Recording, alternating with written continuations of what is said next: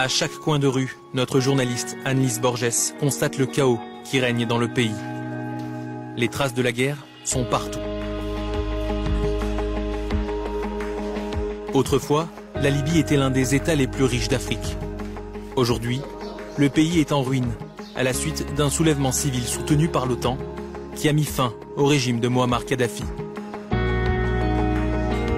Les populations civiles sont excédées, à tel point que certains se remémorent les jours où la Libye était gouvernée d'une main de fer.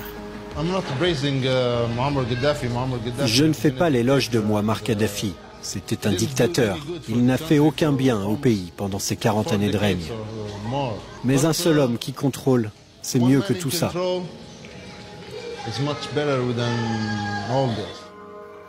Il y a 8 ans, Wada n'avait que 22 ans. Il a rejoint la révolution car il voulait que les choses changent.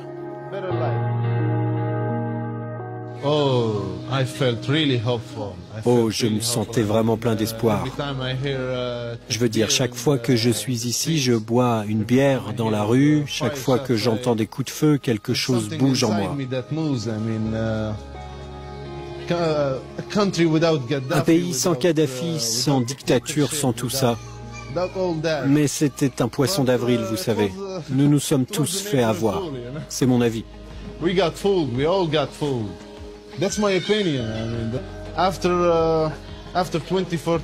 Après 2014, tout a déraillé. Tout cet espoir, cet optimisme, tout a disparu selon moi.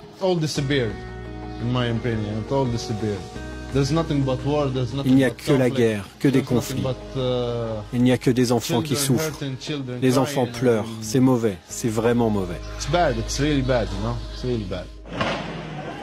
Et la situation a même empiré, avec une nouvelle vague de violence qui a atteint les banlieues de la capitale libyenne. Deux partis opposés, plusieurs acteurs qui souhaitent conquérir le pouvoir dans un conflit qui n'a apporté que la mort et la destruction. Et le désespoir incarné par une génération de Libyens qui, comme Wada, sont maintenant sans emploi, sans idée. Lui en a fini avec les combats et passe son temps du mieux qu'il peut. Depuis que la guerre a repris, il fait du bénévolat dans cet établissement où des demandeurs d'asile ont trouvé refuge après s'être échappés d'un centre de détention. La grande majorité était venue en Libye pour essayer d'aller ailleurs. Ils sont maintenant bloqués, comme Wada. Je n'ai pas l'ambition d'aller spécialement dans un pays. J'irai dans n'importe quel pays qui me prendrait. Un pays sûr, où mes enfants peuvent faire des études, où je peux parler librement et m'exprimer.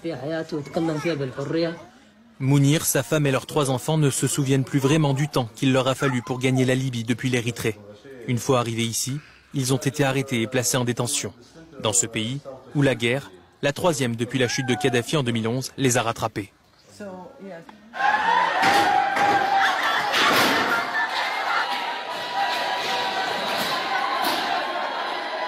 Cette vidéo amateur montre une milice libyenne soupçonnée de faire partie de l'offensive de Khalifa Haftar contre Tripoli, qui attaque un centre de détention où des migrants et des réfugiés étaient détenus. C'est vous? Mounir était présent. Il a tout vu.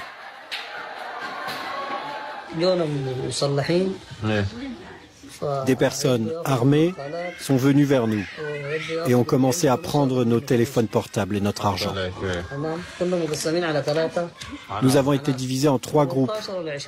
18 ou 20 personnes ont été touchées par des balles. Les gens ont commencé à crier. Ensuite, ils ont pris leurs armes et ont mitraillé dans toute la pièce.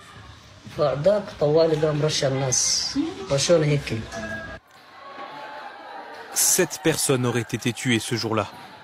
Des dizaines ont été blessées. La Libye n'est pas signataire de la Convention de 1951 sur les réfugiés. Le pays n'a pas de système d'asile et conformément à un accord signé en 2017 avec l'Union européenne, toute personne entrant en Libye illégalement ou prise en flagrant délit de traversée de la mer Méditerranée est placée en détention. Tout le monde, y compris les femmes enceintes et les enfants. Quelques 6000 personnes attendent actuellement un rapatriement librement consenti ou une déportation dans l'un des 26 centres de détention du pays. Selon des organisations humanitaires, ces lieux sont le théâtre de violations des droits humains, tels que le travail forcé, la torture et même des abus sexuels.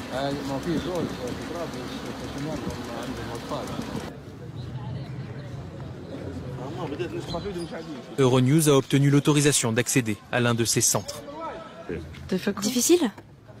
Oui.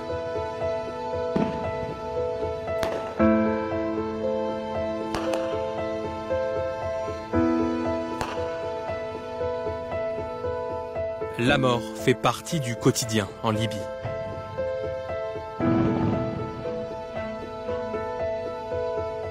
Et pour beaucoup, ici, les décideurs occidentaux ont une grande part de responsabilité. La France, mais je ne veux pas dire le peuple français, je veux dire Emmanuel Macron, c'est lui qui a soutenu Haftar. Pour chaque mort ici, Macron est responsable.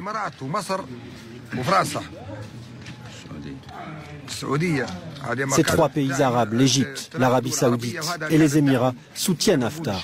Mais Macron est le plus diabolique de tous. Macron a soutenu Haftar politiquement et militairement.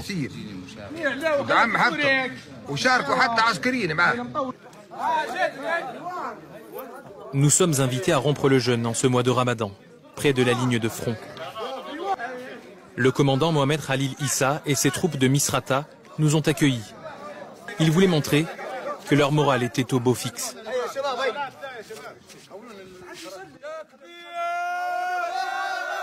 Les 235 brigades de la milice de Misrata font partie des forces les plus puissantes en Libye.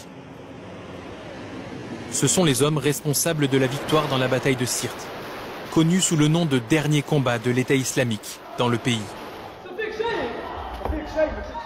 Ces hommes, qui ont contribué à chasser le groupe terroriste hors du pays en 2016, sont maintenant qualifiés de terroristes. Une véritable ironie pour le commandant Issa. Dans une maison transformée en hôpital de campagne, près de la ligne de front, il nous montre des heures de vidéos de ces hommes au combat à Sirte, face aux djihadistes de Daesh. Ceux qui viennent avec Haftar maintenant n'ont pas combattu le terrorisme. Nous l'avons combattu. Nous avons fait des sacrifices. C'était une vraie guerre. Nous nous sommes battus pendant 7 ou 8 mois. Il y a eu plus de 700 martyrs et 12 000 blessés. Haftar, vous dites que vous combattez le terrorisme à Tripoli et que nos hommes sont des terroristes? Ces gars ont combattu le terrorisme.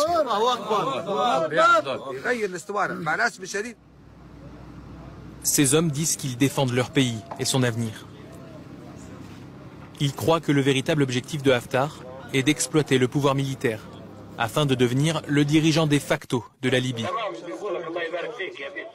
détruisant ainsi le projet de démocratie du pays. Et tandis que certains se battent pour la stabilité avec de l'artillerie, d'autres espèrent toujours reconstruire le pays à travers la politique. Après la sécession virtuelle entre l'Est et l'Ouest, une nouvelle chambre de représentants a été créée à Tripoli par des membres autonomés qui ont déclaré que le mandat de l'autre administration avait maintenant expiré. Ils se rencontrent dans ce centre de congrès délabré, ce qui brosse un tableau précis de l'état des institutions libyennes aujourd'hui, où les impacts de balles font partie du paysage, les toilettes n'ont pas d'eau courante et l'électricité n'est pas fiable. Dans ce contexte, nous avons échangé avec le porte-parole de cette chambre. Notre journaliste s'est permise de poser une question sur la proposition de l'Europe, à savoir organiser des élections en Libye. En Libye, nous ne sommes pas des experts. Nous n'avons pas cette expertise. Et en démocratie, je crois que vous devez accepter les résultats. Si vous n'êtes pas au pouvoir, vous êtes dans l'opposition. Nous n'avons pas cette terminologie ni ces concepts. Pour être honnête, quand on a parlé d'élections l'année dernière à Paris, j'ai été choqué. Je savais que cela n'allait pas être une tâche facile.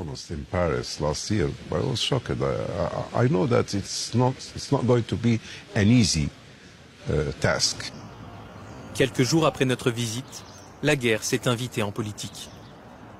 Le bâtiment de la Chambre des représentants a été touché par une roquette. Un représentant a même été enlevé par des milices. Quel avenir pour la Libye?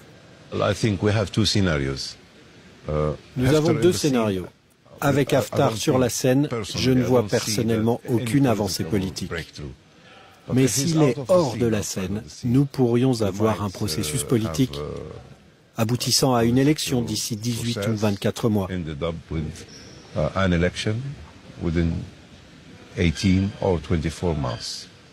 Maintenant, je dois partir.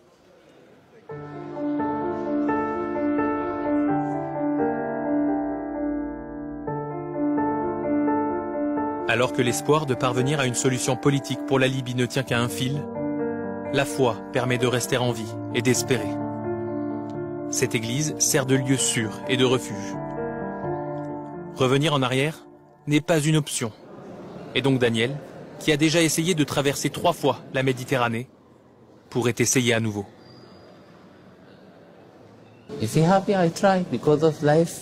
J'essaierai parce que la vie en Libye, c'est très difficile.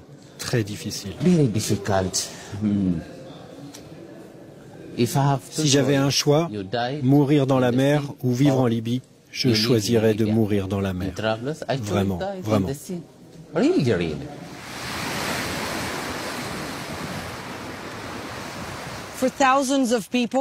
Pour des milliers de personnes, certains qui fuient la guerre, d'autres l'extrême pauvreté, la Libye est un lieu de passage, un point de transit, un moyen de partir ailleurs.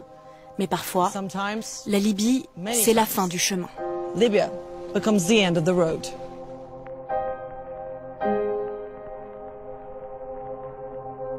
Au cours des 5 dernières années, près de 20 000 personnes ont été portées disparues alors qu'elles tentaient de traverser la mer Méditerranée.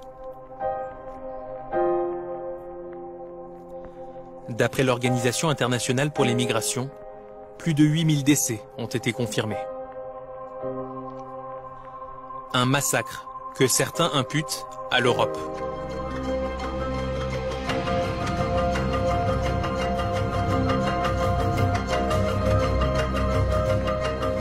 L'Union européenne a sous-traité à Tripoli le contrôle en amont des flux migratoires, le long du littoral de la Libye.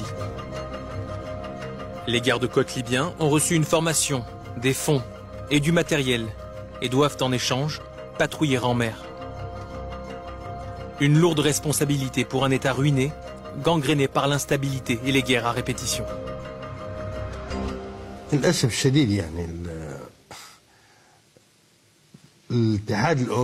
Malheureusement, l'Union européenne ne s'intéresse qu'à la migration illégale et cette approche est imparfaite et unilatérale.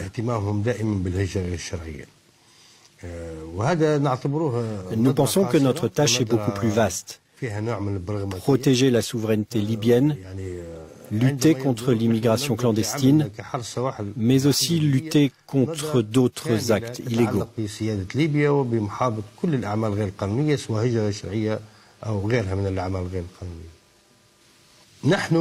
Lorsque nous luttons contre les migrations illégales, nous ne suivons pas les modèles européens. Nous le faisons conformément à l'approche libyenne, qui est plus efficace pour garantir la paix et la sécurité régionale.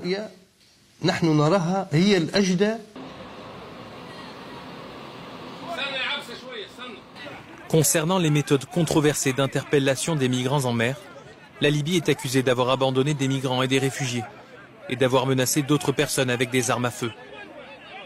Le lieutenant-général Ayoub Kassim déclare que la Libye tente d'envoyer un message aux migrants.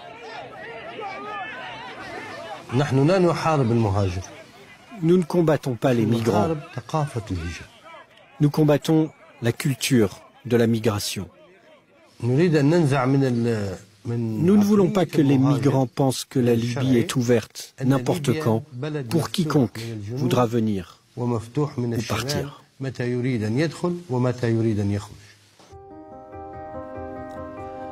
L'Union européenne aurait dépensé 200 millions d'euros dans un plan visant à mettre fin à la migration en provenance de Libye, dont 32 millions pour étendre un programme de formation des gardes-côtes. Les Libyens disent que cet argent leur a seulement permis d'acquérir 6 vieux navires italiens. Notre journaliste est monté à bord de l'un d'eux pour une patrouille de nuit régulière, à plus de 100 km au nord-ouest de Tripoli. Ce soir, les officiers recherchent des trafiquants de personnes, mais aussi des pêcheurs illégaux, des trafiquants de drogue ou de carburant. Mais à mi-chemin, les gardes-côtes ont été obligés de faire demi-tour. Nous rentrons maintenant à Tripoli. Les conditions météorologiques étaient très mauvaises, donc nous avons été obligés de couper court à cette patrouille. Le commandant expliquait à quel point il avait peu de moyens pour mener ses opérations. Et les vagues n'étaient pas si grosses, mais il devait faire demi-tour.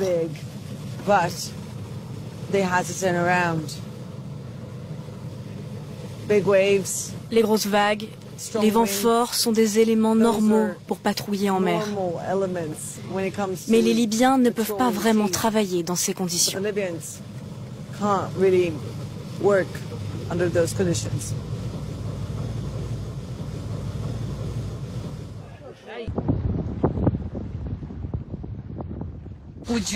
Est-ce que tu envisages de faire ce que ces gens font? Monter sur un bateau et partir? J'y pense tout le temps, tout le temps. Rien que d'y penser, de se dire, et si j'y allais, qu'est-ce que je pourrais faire? Quel genre de travail je pourrais faire? J'ai failli le faire une fois, il y a 3 ans.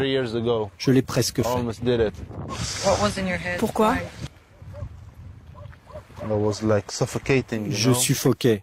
Le monde devenait de plus en plus petit. Les murs se refermaient sur moi. Cela fait presque 10 ans maintenant et je n'ai pas avancé d'un pouce. Je n'ai rien fait de ma vie. J'ai 30 ans maintenant. Je n'ai pas de maison, je n'ai pas de travail. Je ne sais pas ce que l'avenir me réserve. Penses-tu que la Libye peut vous offrir un avenir? Si c'était bien géré, oui. Cela pourrait à nous tous nous offrir un avenir meilleur.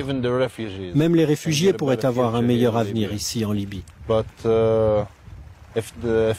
Mais rien ne change. Il n'y a pas d'avenir. Pour personne.